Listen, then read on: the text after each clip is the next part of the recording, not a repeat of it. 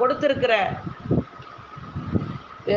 பாக்கியங்கள் அல்லாஹ் தஆலா இவ்வளவு நம்மளுக்கு தந்திருக்கான். அல்லாஹ் எவ்வளவோ விஷயங்கள் நம்மளுக்கு உபதேசங்களா கொடுத்துருக்கான். குறிப்பிட்ட உபதேசத்தை உங்கள்ட்ட இந்த இடத்துல நான் ஞாபகப்படுத்தியிருக்கேன். எனக்கு ஞாபகப்படுத்தியிருக்கேன். ஒவ்வொரு பெண்களும் எவ்வளவு சாதனை படைச்சாங்க. இன்னைக்கு நாம என்ன சாதனை படைச்சிருக்கோம்.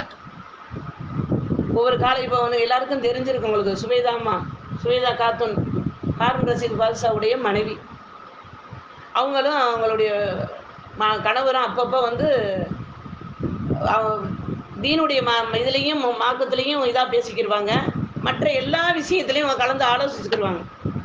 அப்படிப்பட்ட ஹாரூன் ரஷீத் பாதுஷா ஒரு முறை கேட்குறாங்க, நீ தீனுக்காக நிறைய உழைச்சிருக்க, உனக்கு என்ன வேணும்னு கேட்குறாங்க. மனைவிட்ட கணவர் கேட்குறாங்க. அப்போ அவங்க கேட்ட வார்த்தை என்ன தெரியுமா? பாக்தாதுல இருந்து மக்கா வரைக்கும் ஒரு நதி வரணும்னாங்க.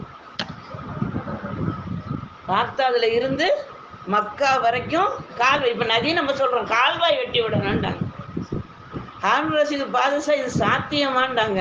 சாத்தியம் அல்லாஹ் ஆக்கி வைப்பா, நீங்கள் முயற்சி பண்ணுங்கன்றாங்க. இன்னைக்கும் மக்காவில் சுவைதா கால்வாயின்னு அந்த கால்வாய்க்கு பேர், தண்ணி வரக்கூடிய கால்வாய் இருக்கு. அப்போ அல்ஹம்துலில்லாஹ் அவங்களுடைய சாதனை எப்படி இருந்துச்சு. இப்போ என்ன செய்கிறாங்க, அந்த இப்படிலாம் கால்வாயெல்லாம் வெட்டி விட்டாங்களே, அவங்க மவுத்தாயிட்டாங்க. அவங்கள அல்லாஹ் எப்படி வரவேற்றிருப்பான், இது நம்மளுக்கு தெரியணுமேனு ஒரு மூதாட்டி என்ன செஞ்சாங்க, அல்லும் பகலும் அல்லாஹ்ட்ட துவா கேட்டாங்க. சுபைதா அம்மா இருக்கிற நிலையை எனக்கு காட்டிக்கூடிய அல்லாஹ். சுபஹானல்லாஹ். அல்லாஹ் அதுக்கு அல்லாஹ் தஆலா கபூல் செஞ்சு அந்த அம்மாவுக்கு காட்டி கொடுக்குறான்.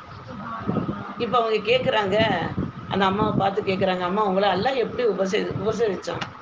அல்லாஹ் எனக்கு எல்லா நலனும் கொடுத்துட்டான். நீங்கள் இந்த கால்வாய் வெட்டி விட்டீங்க இல்லையா, அந்த கால்வாய் ஓரமாக செடிகள் கொடிகள்லாம் முளைக்கும்ல, அந்த பசுமையினாலையா, அந்த செடிகளுக்கு தண்ணி கொடுத்ததுனாலையா அப்படின்னு கேட்கல. அதெல்லாம் இல்லை. அதெல்லாம் என்ன கவர்மெண்ட் பணத்துலையெல்லாம் நான் செஞ்சேன், நான் சொந்த இதில் நான் செய்யலையே, அதுலையெல்லாம் இல்லை. அப்போ உங்களுக்கு எல்லாம் எதனால இந்த தரஜாவை கொடுத்துருக்கான் அப்படின்னு இந்த அம்மா கேட்டதுக்கு சுவேதா காத்துன் அம்மா சொல்கிறாங்க, நான் ஒரு முறை பாங்கு சொல்லும்போது தண்ணி குடிக்கிறதுக்காக வேண்டி தண்ணி அள்ளிட்டேன் குடிப்பதற்காக. ஆனால் அந்த பாங்கு சத்தம் கேட்ட உடனே அந்த தண்ணியை கீழே வச்சுட்டு நான் காத்திருந்தேன். பாங்கு சொல்லி முடிச்சதுக்கு பிறகு துவா ஓதிட்டு அந்த தண்ணியை குடித்தேன். என்னுடைய அழைப்பை கேட்டு நீ அந்த மரியாதை செலுத்தினதுனால உனக்கு நான் இந்த தரஜாவை தாரேன்னு அல்லாஹ் தந்தான். அப்போ நம்மளுக்கு அல்ஹம்துலில்லாஹ் ஈஸியான அமல்களை கொண்டு அல்லாஹ் தஆலா நம்மளுக்கு பெரும் பெரும் பாக்கியத்தை அல்லாஹ் தருவதற்கு நாடுறான். நம்ம அதையெல்லாம் பெண்களில் இருந்து தான் வெளியேறணும்னு அல்லாவும் ஆசைப்படுறான். இதே சுபேதா காத்துன் அம்மாவிட்ட நடந்தது தான். ஒரு முறை அவங்க கால நேரத்தில் ரோட்டு வழியாக நடந்து போய்கிட்டு இருக்காங்க. போய்கிட்டு பலுல் தானாங்கிற ஒரு இறைநேசர். அவங்க பலுல் தானாங்கிறவங்க என்னண்டாக்க கொஞ்சம் வேடிக்கையானவங்க, இறைநேசர் ஆனால் வேடிக்கையானவங்க. அவங்க என்ன செய்கிறாங்க, கடற்கரை ஓரமாக உட்காந்து வீடு கட்டிக்கிட்டு இருக்காங்க. மண்ணில் வீடு கட்டுறாங்கன்னா பெரிய பெரிய மாளிகை கட்டலை, மண்ணில் வீடு கட்டிக்கிட்டு இருக்காங்க. இப்போ சுபேதா காத்து நம்ம போகையில் கேட்குறாங்க, என்ன பலுல் தானா வீடு தான் கட்டுறீங்களே விற்பனைக்கான்னு கேட்குறாங்க.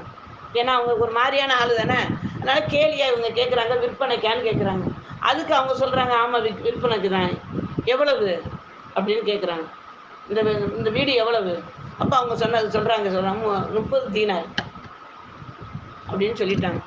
சொன்ன உடனே அவங்க என்ன செஞ்சுட்டாங்க, அந்த 30 தீனார் அவங்கள்ட்ட கொடுத்துட்டு இந்த வீட்டை எனக்கு தாங்கன்னு கேட்டாங்க. இதுதான் உங்களுக்கு அந்த வீடுன்ட்டார். நம்ம வீட்டை தூக்கிட்டா போக முடியும், மண் வீடு தானே, கையில் எடுக்க முடியாது, இதுதான் உங்களுக்கு வீடுன்ட்டார். வந்துட்டாங்க.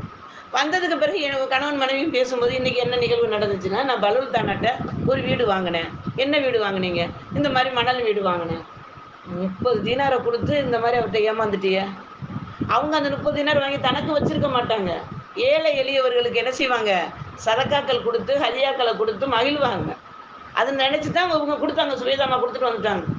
இப்போ என்ன செஞ்சுட்டாங்க இவங்க, ஹாரூன் ரஷீத் பாதுஷா சொல்கிறாங்க, இப்படி பேத்து இவ்வளவு இதான பெண்ணிச்சு எதையும் யோசித்து செயல்படுத்துகிற பெண்ணு நான் இது வரைக்கும் நினச்சிருந்தேன். கடைசியில் என்னடாண்டாக்க 30 தீனாரை கொண்டு போய் ஒரு மண் வீட்டுக்கு கொண்டு கொடுத்துட்டு வந்துட்டியே அப்படின்னு மனைவியை ஒரு இதாக பேசிட்டு இருந்துட்டாங்க. அந்த ராத்திரி ஹாரூன் ரஷீத் பாதுஷா ஒரு கனவு தாங்குறாங்க.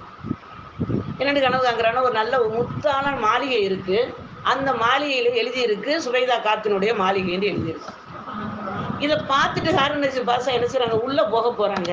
அப்போ காவலாளி நின்று சொல்கிறாங்க, இல்லை இதுக்குள்ளே நீங்கள் போகக்கூடாது. அப்போ இல்லை இந்த பேருக்குரிய பெண் என்னுடைய மனைவி தான், அதெல்லாம் துனியாவில் தான் உங்களுக்கு மனைவி, இங்கே அவங்களுக்கு கொடுத்த மாளிகையில் நீங்கள் போக முடியாது அப்படின்னு சொல்லி முழிச்சுறாங்க. முழிச்சுட்டு மனைவிட்ட கூட சொல்லலை, எந்திரிச்சு கடற்கரை ஓரமாக போகிறாங்க. இப்பவும் அவங்க வீடு கட்டிக்கிட்டு இருக்காங்க. வீடு கட்டிக்கிட்டு இருக்கும்போது இவங்க கேட்குறாங்க, வள்ளல் தானா, எனக்கு கண்ணில் பார்த்துட்டாங்கல்ல, வீட்டை பார்த்துட்டாங்க, அப்போ நம்மளுக்கு இதே மாதிரி கிடைக்கணும் இல்லை, மாளிகையில் எல்லாம் தர்றேன்ட்டான் அப்படின்னு சொல்லிட்டு அப்பவும் அதுலேயும் சொல்லப்படுது, இந்த மாதிரி சுபேதாமா 30 தினாருக்கு வாங்கின மாளிகைன்னு சொல்லப்படுது. அதனால தான் இவங்க என்ன செஞ்சுறாங்க, வந்து வேகமாக வந்து வள்ளல் தானா, வீடு என்னன்னு கேட்குறாங்க. விற்பனைக்கு எனக்கு ஒரு வீடு தாங்க, எவ்வளவு அப்படின்னு கேட்கும்போது 60 தீனாருங்கிறாங்க. நேற்று 30 தீனார், இன்னைக்கு 60 தீனாரா? என்ன அதே மண்ணு தானே, அதே கடற்கரை மண்ணு தானே, இதுக்கே நீங்கள் 60 தீனார் கேட்குறீங்க? அவங்க பார்க்காம வாங்கினதுக்கு 30 தீனார், நீங்கள் பார்த்துட்டு வந்து வாங்குறதுக்கு தான் 60 தீனார். அப்போ ஒரு பெண்களை கொண்டு அல்லாஹு தாலா ஒவ்வொரு ஆண்களுக்கு எவ்வளவோ வெளிச்சங்களை அல்லாஹு தாலா தந்திருக்கானே, நம்மளை கொண்டு நம்ம குடும்பத்தார்களுக்கு என்ன வெளிச்சத்தை தந்திருக்கான், நம்ம எந்த அளவுக்கு அவங்கள்ட்ட நம்மளும் வாழ்கிறோம், அவர்கள் நம்மகிட்ட எப்படி வாழ்கிறாங்க அப்படின்னு புரிவதற்கு தெரிவதற்கு உள்ள வழிதான் மதர்சாக்களுடைய தொடர்பு. ஒரு முகல்லாவுடைய வளர்ச்சி, திரும்ப சொல்கிறோம், பள்ளி வாசலுடைய வளர்ச்சியும் மதர்சாவுடைய வளர்ச்சியும் தான் முகல்லாவுடைய வளர்ச்சி. எந்த இடத்துல மதர்சாக்கள் குறைவாக இருக்கோ அந்த இடத்துல என்ன ஆகிருது, முசிபத்து வர்றதுக்குரிய வழிமுறையாக மாறியது. அல்லாஹ் நம்மளை அனைவரையும் இந்த இதுல இருந்து அல்லாஹ் நம்மளை அனைவரையும் பாதுகாப்பானாக என்ற துவாவை நம்ம அதிகமாக செய்யக்கூடியவர்களாக, ஒவ்வொருவரிடம் இருந்தும் அல்லாஹ் கிடைக்கக்கூடிய வாய்ப்புகளை அறிந்து வாழக்கூடியவர்களாக அல்லாஹ் தஆலா ஆக்கி அருள்வானாக என்ற துவாவை நம்ம அதிகமாக செய்யக்கூடியவர்களாக இருப்போம்.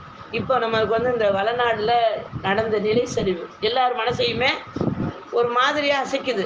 அப்போ இதை நம்ம என்ன செஞ்சிடக்கூடாது, அல்லாஹ்வுடைய கோபம் பாருங்க, நவுதுபில்லாஹி மின்ஹு, அல்லாஹ் பாதுகாக்கணும் இல்லையா.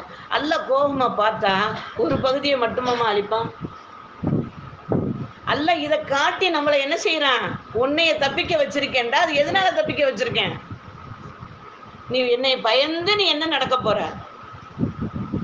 தக்குவாங்கிறது நீ உன்னுடைய வாழ்க்கையில எதை கொண்டு வர போற, எதை நீ செயல்படுத்த போற, நல்லா காட்டுறதுக்கு தான் நம்மளை அல்லாஹு தாலா இப்படிப்பட்ட விஷயங்களை எல்லாம் நடத்திக்கிட்டு இருக்கான். அந்த மக்களுக்கு அல்லாஹு தாலா லேசான முறையில் இருக்கக்கூடிய மக்களுக்கு அல்ல சலாமத்தை கொடுத்துட்டு நம்ம துவா செய்வோம். இன்னைக்கு மழை வரும்போது நம்ம எத்தனை பேர் மழை வந்துருச்சுன்னு சொல்றோமே, யாரெல்லாம் இந்த மழையை தீங்கின்றி எனக்கு குடி அல்லான்னு துவா கேட்கக்கூடியவர்கள் எவ்வளவு பேர் இருக்கும். அல்லாஹ் நம்மளை அனைவரையுமே அல்லாஹ்ட்ட இருந்து பாதுகாப்பு தேடக்கூடிய வழிமுறையான வழிகளை ரசூல் ஸல்லல்லாஹு அலைஹி வஸல்லம் நம்மளுக்கு கற்றுக் கொடுத்து இருக்கும் போது இன்ஷா அல்லாஹ் அதை செயல்படுத்தக்கூடிய வாய்ப்பை நம்ம அல்லாஹ் தஆலா நம்ம தந்தருள்வானாக என்ற துவாவை அதிகமாக நம்ம செய்ய